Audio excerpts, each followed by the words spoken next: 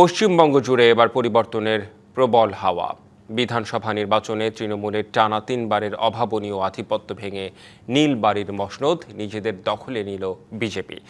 এখন পর্যন্ত পাওয়া ফলাফলে 200-র বেশি আসনে নিরঙ্কুশ জয় নিশ্চিত হয়েছে গেরুয়া শিবিরের। অন্যদিকে তৃণমূল কংগ্রেস জয় পেয়েছে মাত্র 69টি আসনে।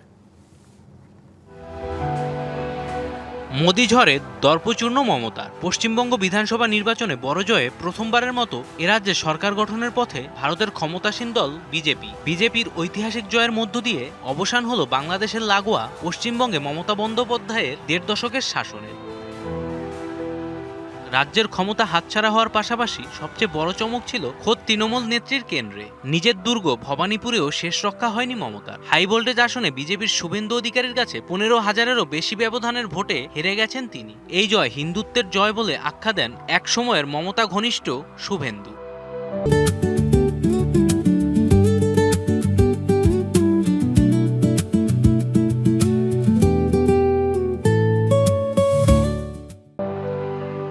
অন্যদিকে বিশাল পরাজয়কে কোনোভাবেই মেনে নিতে পারছেন না তৃণমূল নেত্রী। ভোট গণনার মাঝেই কেন্দ্র ছাড়েন তিনি। যাওয়ার আগে বিজেপির বিরুদ্ধে আসন লুট করার মারাত্মক অভিযোগ তোলেন মমতা। বিজেপির জয়কে পুরোপুরি অনৈতিক বলে দাবি তার।